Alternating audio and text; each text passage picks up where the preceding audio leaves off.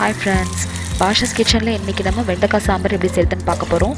வெண்டைக்காய் சாம்பார் நம்ம சரியா பண்ணல அப்படினு பாத்தீங்கன்னா நம்மளோட சாம்பாரே வந்து ரொம்ப குழகுழன்னு விழுவிழுன்னு ஆயிரும். ஆனா நல்ல பக்குவமா இந்த வெண்டைக்காய் சாம்பாரை செஞ்சோம்னா ரொம்ப ஈஸியாவும் ரொம்ப ருசியான வெண்டைக்காய் சாம்பார் நம்ம வந்து prepare பண்ணிரலாம். குழகுழன்னு இல்லாத வெண்டைக்காய் சாம்பார் எப்படி செய்யறதுன்னு வாங்க பார்க்கலாம்.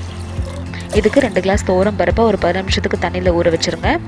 ஒரு ப்ரெஷர் குக்கரில் சேர்த்துட்டு தேவையான அளவு தண்ணி, உப்பு, மஞ்சத்தூள், 4லேருந்து 5 பூண்டு பல்லு சேர்த்துட்டு லிட்டை க்ளோஸ் பண்ணி ஒரு 3லேருந்து 4 விசில் வேக வச்சு எடுத்துக்கோங்க. என்ன சாம்பார் செஞ்சாலும் காய்கறியை வந்து நல்லா க்ளீன் பண்ணி வாஷ் பண்ணிவிட்டு அப்புறமா தான் நம்ம கட் பண்ணுவோம். ஆனால் வெண்டைக்காய் சாம்பாரை பொறுத்த வரைக்கும் நீங்கள் வந்து அதை நல்லா க்ளீன் பண்ணி வாஷ் பண்ணதுக்கப்புறமா ஒரு வெண்டைக்காவாக எடுத்து ஒரு துணியில் நல்லா தொடச்சி எடுத்துகிட்டு அதை நல்லா ட்ரை பண்ணிக்கோங்க.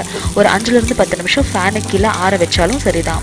ஃபேனுக்கு கீழே ஆற வச்சு நல்லா ட்ரை ஆனதுக்கப்புறமா அதை கட் பண்ணி கொஞ்சமாக எண்ணெய் விட்டு இந்த மாதிரி வதக்கி எடுத்து வச்சுக்கோங்க. இப்போ அதே எண்ணெயில் கொஞ்சமாக வெங்காயம், தக்காளி எல்லாம் போட்டு நல்லா வதக்கிக்கலாம்.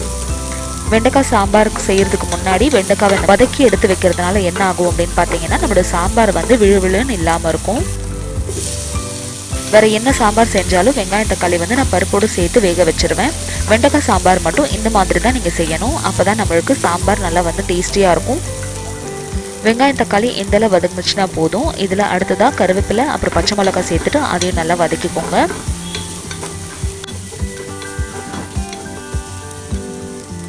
வெங்காயம் தக்காளி எந்தளவு வதங்கினதுக்கப்புறமா வதக்கி எடுத்து வச்சுருக்க வெண்டைக்காவை சேர்த்துடலாம். அடுத்ததான் உப்பு, மஞ்சத்தூள் அப்புறம் வெறும் மிளகாத்தூள் சேர்த்துக்கோங்க. சாம்பார் பொடி இருந்துச்சுன்னா நீங்கள் அதுவும் சேர்த்துக்கலாம். நான் வந்து இந்த சாம்பாருக்கு வெறும் மிளகாத்தூள் தான் சேர்த்துக்க போகிறேன். இந்த மசாலா எல்லாத்தையும் இந்த வெண்டைக்காவோட நல்லா இந்த மாதிரி மிக்ஸ் பண்ணி விட்டுக்கோங்க. ஒரு சின்ன லெமன் சைஸ்க்கு புளி எடுத்து கரைச்சிட்டு அதோட தண்ணியும் சேர்த்துக்கலாம்.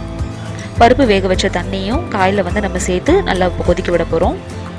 எல்லாத்தையும் நல்லா மிக்ஸ் பண்ணிவிட்டு இந்த புளியோட பச்சை வாசனை போகிற வரைக்கும் கொதிக்க விடலாம். இதுக்கு ஒரு 5லேருந்து 10 நிமிஷம் ஆகும். ஒரு 10 நிமிஷத்துக்கு அப்புறமா பருப்பு சேர்த்துடலாம். புளியோட பச்சை வாசனை போயிடுச்சான்னு செக் பண்ணிக்கோங்க. பருப்பு சேர்க்கறதுக்கு முன்னாடி ஒரு மத்து வச்சு நல்லா கடைஞ்சிக்கோங்க.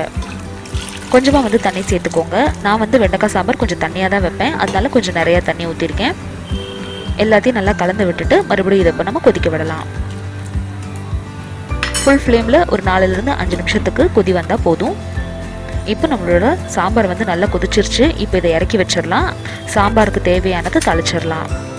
தாளிக்கிறதுக்கு ஒரு பேனில் கொஞ்சமாக எண்ணெய் விட்டு கடுகு, ஜீரகம், வெந்தயம் போட்டு தாளிச்சுக்கோங்க.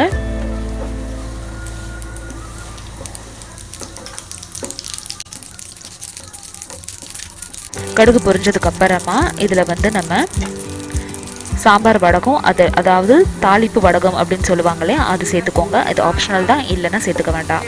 கொஞ்சமாக பெருங்காயத்தூள் சேர்த்துட்டு எல்லாத்தையும் நல்லா கலந்து விட்டுக்கோங்க. கருவேப்பிலை, கொத்தமல்லி சேர்த்து தாளிச்சதை எடுத்து நம்மளோட சாம்பாரில் சேர்த்திங்க அப்படின்னா சுவையான வெண்டைக்காய் சாம்பார் தயாராகிருச்சு. இந்த ரெசிபி நீங்களும் ட்ரை பண்ணி பார்த்துட்டு உங்களுக்கு எப்படி வந்துச்சு அப்படின்றத கமெண்ட் செக்ஷனில் சொல்லுங்கள். இந்த வீடியோ உங்களுக்கு பிடிச்சிருந்துச்சு இந்த வீடியோ லைக் கொடுங்க. சேனல் ஃபர்ஸ்ட் டைம் பார்க்குறீங்கன்னா கண்டிப்பாக சப்ஸ்கிரைப் பண்ணுங்கள். 10 நாளைக்கு தேவையான குழம்பு வகைகள் ரெசிபிஸ் உங்களுக்கு வேணும்னா டிஸ்கிரிப்ஷன் பாக்ஸில் லிங்க் பாருங்கள். தேங்க்யூ ஸோ மச் ஃபார் வாட்சிங். பாய்.